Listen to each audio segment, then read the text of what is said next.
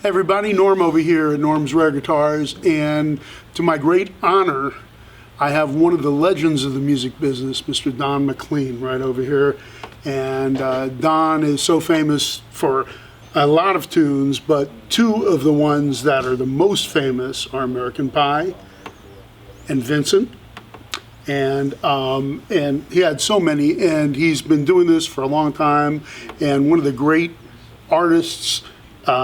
I don't know if you want to call it folk, or what would you call the music, Americana? Yeah, I'm kind of a songster. You know, I do pop music, rock and roll. But you were write doing all kinds of different things. But I started out in the world of rock and roll in a small way, playing with little bands around New Rochelle, New York. Mm-hmm. And then when the folk thing hit, I fell in love with the Weavers, and so everyone was playing acoustic guitars, and it was a frenzy. I don't know if you I remember Greenwich Village. You were involved in that scene a bit. But too. People would, this was in the 50s when I was like 12, 14 years old. People had guitars and banjos in the attics.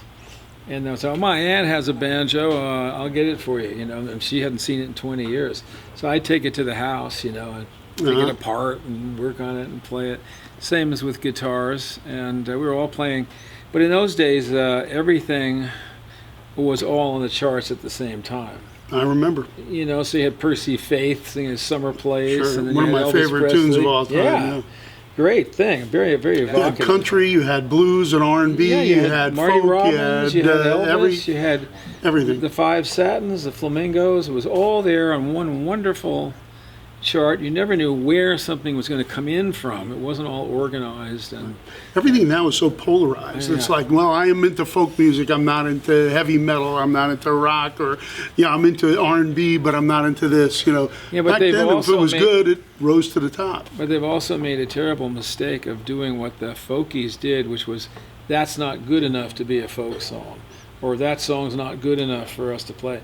So each one of those areas that's polarized says, that's not a real blues, or that's not real rock and roll, or this is, that's not how we thought about stuff. And so in a sense, that's how I think about stuff. It's all in my head. I sing what I want to do. Music. Yeah, and wanting to learn how to master it, or at least how to use it in conjunction with other songs in the show, the juxtaposition of songs in the program. And I write songs with basically an ear toward old-fashioned pop music, early rock and roll, and folk music. Those are the three things that I understand. Right. I don't know or understand what's going on now, and I don't attempt. I listen to things, but what I notice is that it's all honestly one chord. It really, if you think about it, it's a and all this stuff's going on around the one thing. It's really not music as I.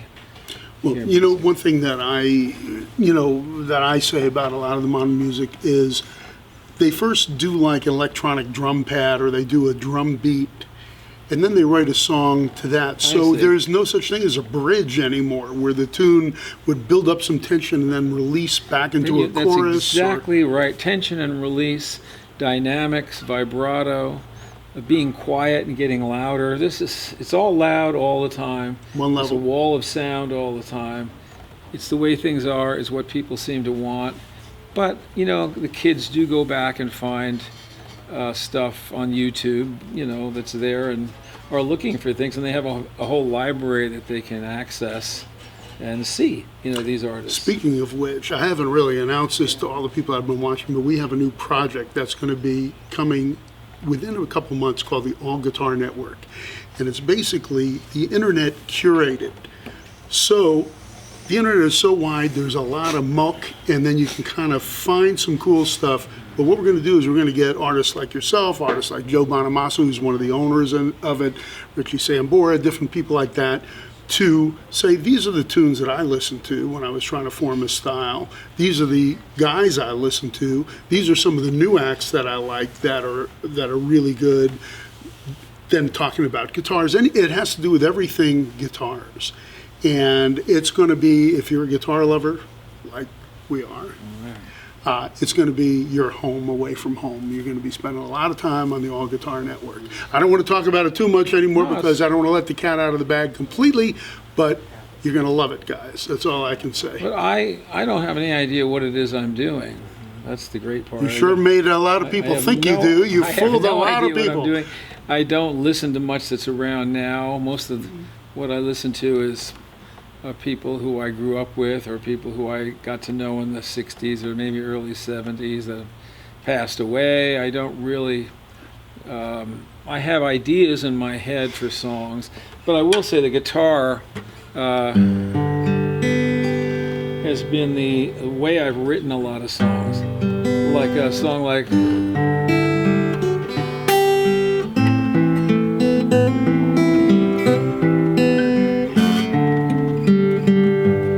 I Love You So. So I wrote that on the guitar. And I love you so. The people ask me how I've lived till now. I tell them I don't know. I guess they understand how lonely life has been. Life began again the day you took my hand. And that was written off the guitar. That's a beautiful melody, by the way, which I like to hear. And there's a bridge. And yes, I know how. So it takes off from there. But this was recorded by hundreds of people. Elvis Presley recorded it and used it every night in the last year of his life. How many people can say that Elvis recorded one of their tunes? He did it over and over. I mean, he really liked the song. And I'm touched because I had, I got a chance to work with... in the 80s, late 70s, I worked with the Jordanaires and got to know them very well, and all the boys that worked with Elvis. Those were the background singers, just for you young whippersnappers that don't know who the Jordanaires are, Well, they're on all the great records, whether it's Patsy Cline or Jim Reeves or everybody. They're all the same group of about 30 people that made all the greatest country records from about 1950 to about 1990. And even all the Kenny Rogers hits had these same people on them. Sure. So I was lucky. I made a couple albums with them. We had a hit. We had a hit of Crying, and we had brought Castles in the Air was also with the Jordanaires. But I did Crying. I had a #1 with this, which don't have many of these. But Roy used to sing this song. I was all right. I could smile for a while. Like that. Well, I decided song. I wanted to do it this way. I was alright for a while. I could smile for a while. But when I saw you last night, you held my hand so tight. When you stopped to say hello, though you wished me well, you couldn't tell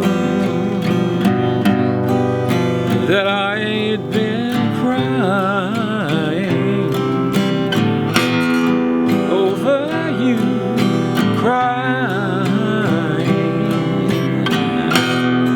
over you. Then you said so long, left me standing alone and crying. Jordan's crying. With that bass voice too, that guy. Oh. Yeah, that was great. That thing was huge. Killer. And it built slowly, and Roy liked it so much he started singing the song that way.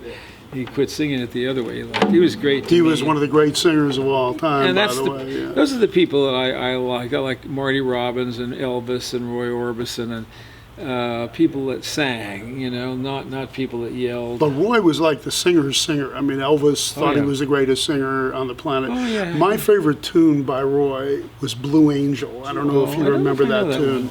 He goes into this falsetto thing that is just so incredible. And well, he was a very controlled individual. But off the stage, where he was on stage, he was didn't say a word. Just did his 60 minutes and off, and he did one hit after another. But off stage, he was funny as hell. Was he? He'd tell stories, and but he wouldn't do it on stage. It was just a thing that the way he performed was very dark and very wonderful, though. But even Vincent was really off the guitar. Starry, starry night. In fact, that whole record is me and guitar, with a guitar just like this. Keep going. Starry, starry night. Paint your palette blue and gray. Look out on a summer's day, with eyes that know the darkness in my soul. Shadows on the hills, sketch the trees and the daffodils, catch the breeze and the winter chill in colors on the snowy linen land. Now I understand what you tried to say to me, and how you suffered for your sanity, and how you tried to set them free. They would not listen, they did not know how. Perhaps they'll listen now. Written on a guitar just like this. Absolutely beautiful. I'm so honored to have you do that. And, I hate to, keep asking you to play songs, but, what I'm paying you, I'm expecting a lot of tunes out of you. Of course you are. Yeah. This is my buddy Don. I'm so honored to have him in here. You play something else for us. I hate to keep asking. I don't want to be a glutton. But can you play something else? Yeah. I'll play you some more. I'll take it'll be more time. Well, of course, American Pie was written again on. And that was about Buddy Holly and the Big Bopper and all that? Yes, on a dreadnought guitar, but it was this very full guitar, so you can imagine this American Pie. Roll the Chevy to the levee, but the levee was dry. Them good old boys drinking whiskey and rye, thinking this will be the day that I die. The day that I die. And then I wanted to make it a faster song, because it started off really kind of slow with a long, the tempo long doubles up ago. kind of. And then so I just went. Did you write the book of life? Do you have faith in God above? If the Bible tells you so, do you believe in rock and roll? Can music save your mortal soul? Can you teach me how to dance real slow? Well, I know that you're in love with him, 'cause I saw you dancing in the gym. You both kicked off your shoes. I dig those rhythm and blues. I was a lonely teenage wrong love, and so on. But it was all the guitar driving the whole thing, and I did it solo a lot of times in Royal Albert Hall and all these Carnegie Hall. The guitar, it's all you need, That's why I love that instrument, because the one thing that's cool about the guitar, anybody who can play trumpet and can sing at the same time, they're going to make a lot of money. I don't know that that's ever going to happen, but in the meantime, this is an instrument that you can play, completely accompany yourself. You can bend a note like a vocal, like a vibrato. There's so much that you can do with the guitar, that it's such a unique instrument, and it's I personal. just want to say one thing about something. In the 1950s, we often think of the 50s are a complicated time period. If you go from 1950 to 1955, it's almost still like the 40s. Yep. The cars hadn't changed all that much. A little more color. Also, 56, 57, everything went Started to getting the fins and all and that. the new music and the new everything. But the thing about it that I think I've thought about this is big bands were on the way out. All right, the only person really that kept the big band sound was Sinatra till the end. So you had to see Frank Sinatra in order to see the greatest of the greats do his thing with the greatest orchestras. But nobody else was doing this by this time. Yeah. Nobody.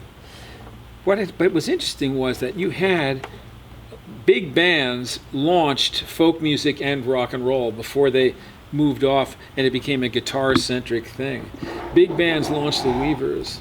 Gordon Jenkins and his orchestra were behind Goodnight Irene, the Midnight Special, Rock Island Line. All right. Mm-hmm. So this was a hybrid type of a thing. Bill Haley was a hybrid type of a thing. Sure. Even guys like Little Richard had a big band with them. Was a horn band Right. and a R&B band. And then you'd have when you had Alan Freed's rock and roll shows, he'd have King Curtis's orchestra. Sure. And they were always behind the platters and all that. But then the guitar came along.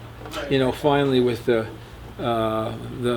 And the Beatles. Les Pauls and the Stratocasters, and then you had Buddy Holly. And Buddy Holly is the template really for all the rock and roll groups. The double guitars, and he wrote all the songs. That's the thing. Like was the thing with the Beatles. So what I'm about to say is, they were self-contained. They wrote their own music, did all the harmonies but and all my this point is, you had to be a singer that read music and knew music to sing with an orchestra. Right. In order to be a singer in show business, until about the 1950s, when all of a sudden Elvis came along, country got a little bit more eccentric. Ricky Nelson was on TV playing guitars. Yep. The Kingston James Burton. Trio came around. All of a sudden, this is all you needed, and it transformed everything. You're so right. that a guy like me could be, to do something in the music business, because I don't read music. I'd have to learn how to read music and sing, with a band. So I remember one time my mother knew somebody who was the bass player at Ted Mack's Amateur. I was about 15 years old. This guy played bass. And I was going to get on. I might have gotten a chance to audition for that show. And I said, I don't really want to do that. It was cornball. I wanted to play guitars and I like the Ventures and Sure. Buddy and Elvis, and I didn't want to be on that show. Yeah.